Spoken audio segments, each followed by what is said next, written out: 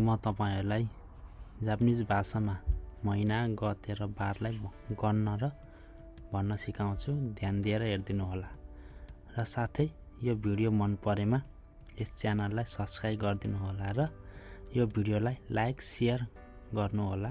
धन्यवाद। यति भन्दै भिडियो सुरु गरौँ।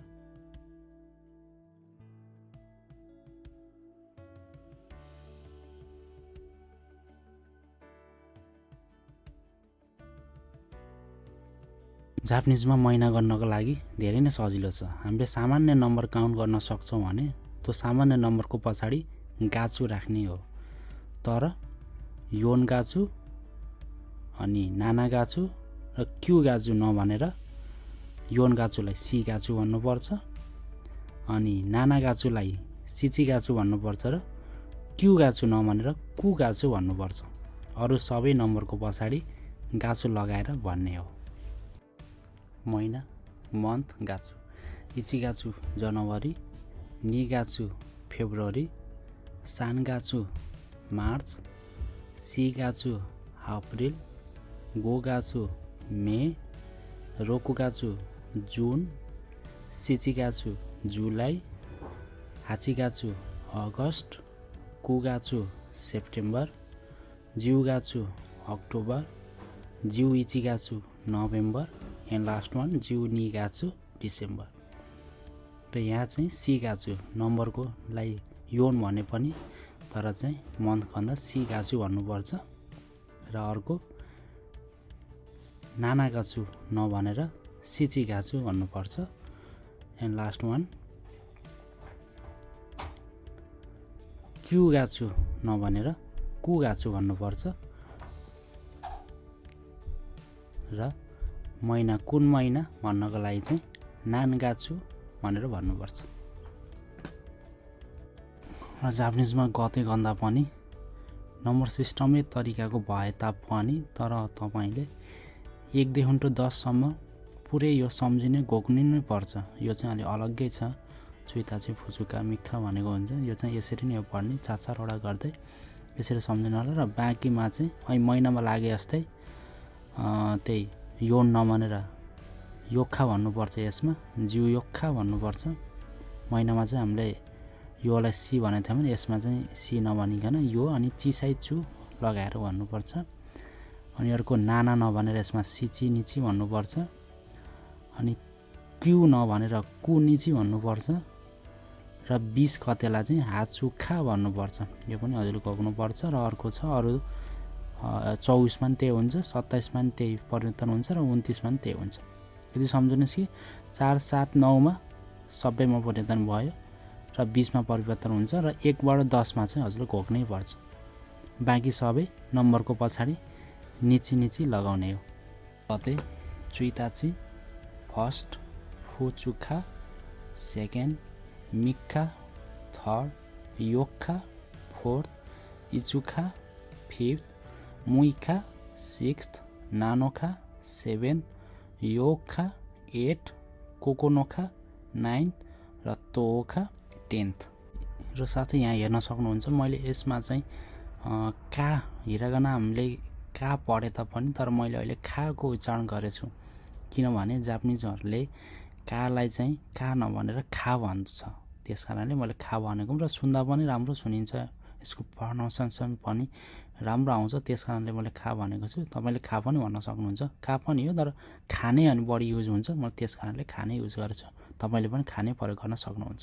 अर्को छ अब 11 गतेलाई जिउ इची निची भन्छ, 12 गतेलाई जिउ नि निची भन्छ, 13 गतेलाई जिउ सान निची भन्छ, 14 गतेलाई जिउ योक्खा भन्छ, 15 गतेलाई जिउ गो निची भन्छ, 16 गतेलाई जिउ रोको निची भन्छ, 17 गतेलाई जिउ सिची निची भन्छ, 18 गतेलाई जिउ हाची निची भन्छ, 19 गतेलाई जिउ कु निची भन्छ भने 20 गतेलाई हाचुखा भन्छ। र साथै यहाँ हेर्न सक्नुहुन्छ तपाईले मैले यो डट डट लगाएको छु। जस्तै सुरुको 11 गतेमा हेर्नु त जिउ डट इची डट निची डट डट लगाएको छु। किन लगाएको छु भने मैले 3टा शब्द 3टा अंक जोडेको। जस्तै हामी नम्बर सिस्टममा जोडे जस्तै अब 11 गते भन्दाखेरि 10 लाई अगाडि राखेर 1 लाई पछि राखेपछि 11 भयो। त्यसरी नै मैले ज्यू 10 भयो, इची भनेको 1 भयो र निची भनेको त भनेको यसलाई गते नै भन्छ, निची भनेको गते नै हो। त्यसरी चाहिँ मैले छुट्टाएर लेखेको। यसरी लेख्दा चाहिँ सजिलो होला तपाईहरुलाई बुझ्नको लागि भनेर मैले यसरी लेखेको डट डट। तर यसरी चाहिँ नलेख्नु होला तपाईहरुले, डट हटाएर लेख्नु पर्छ। तर मैले बुझाउनको लागि हजुरलाई सजिलो हुन्छ भने मैले लेखेको हो। यसमा ध्यान दिनु होला है। फेरि यसरी नलेख्दिनु होला। र तल हेर्नु त हाचुखा चाहिँ मैले यसो गोलो लगाएको छु। यसमा चाहिँ निज्यू नभनेर यसलाई के भन्नु पर्दा हाचुखा भन्नु पर्यो है। यो ध्यान दिनु होला। गो चुगी अर्को छ निज्यू इची निची 21, 22 गतेलाई निज्यू नि निची, 23 गतेलाई निज्यू सान निची, 24 गतेलाई निज्यू योक्खा, 25 गतेलाई निज्यू गो निची, 26 गतेलाई निज्यू रोको निची, 27 गतेलाई निज्यू सिची निची, 28 गतेलाई निज्यू हाचे निची, 29 गतेलाई निज्यू कु निची, 30 गतेलाई सान्ज्यू निची र 31 गतेलाई सान्ज्यू इची निची भन्छ। यहाँ पनि मैले डट लगाएको छु। यहाँ पनि हेर्नु त धेरै नम्बर जोडिएको छ। यहाँ अब नि अगाडि जोडिएको छ, पछाडि ज्यू जोडियो, फेरि नि जोडियो अनि निची जोडियो। नि ज्यू 20 भयो, पछाडि मैले नि जोडे 22 भयो र पछाडि निची राखिदिएपछि गते भयो। नि ज्यू नि निची भनेको 22 गते भयो। यसमा 30 मा चाहिँ परिवर्तन हुने, 30 मा चाहिँ हाम्रो नम्बर सिस्टमको सान्ज्यू नि यही नै हुन्छ। यो चाहिँ ध्यान दिनु होला।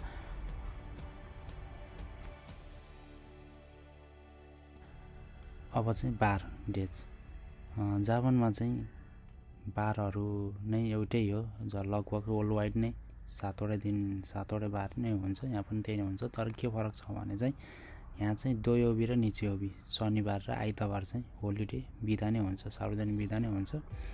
त्यस कारणले गर्दा हाम्रो अब नेपालतिर चाहिँ शनिबार बिदा हुन्छ र आइतबारबाट हाम्रो सुरुवाती दिन जसरी मानिन्छ भने जापानमा चाहिँ शनिबार र आइतबार बिदा हुने भएको हुनाले तर यहाँ चाहिँ अफिसहरू स्टार्ट चाहिँ सोमबारबाट हुन्छ। त्यही भएर सोमबारबाटै गन्ती गरिन्छ।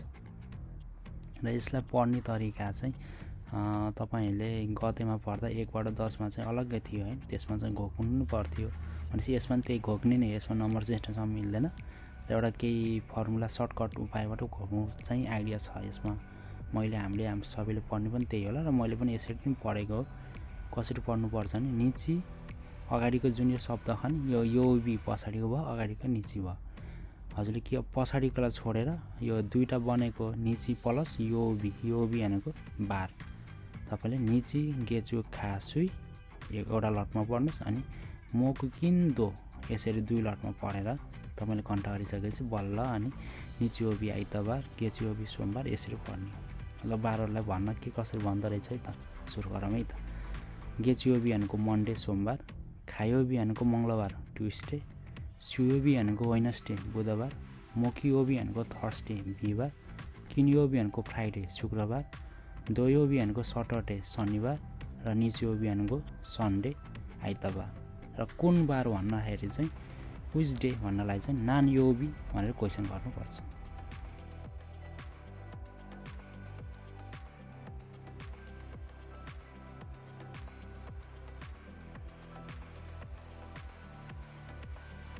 र अर्को नेक्स्टमा चाहिँ यो चाहिँ समयको बारेमा टाइम, यसलाई समय चाहिँ जिखान भन्छ जापानमा चाहिँ। जी भनेको घण्टा बज्यो, यो चाहिँ इचिजी निजी सान्जी भनेको 1 बजे 2 बजे पछाडि नम्बर सिस्टमकै पछाडि लाउँछ।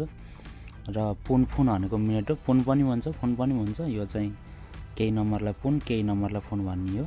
30 मिनेटलाई हान भन्छ।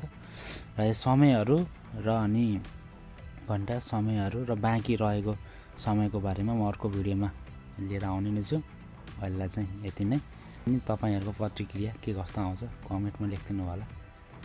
मन परेमा च्यानललाई सब्स्क्राइब र भिडियोलाई लाइक शेयर गर्न नबिर्सनु होला। हस् त, धन्यवाद।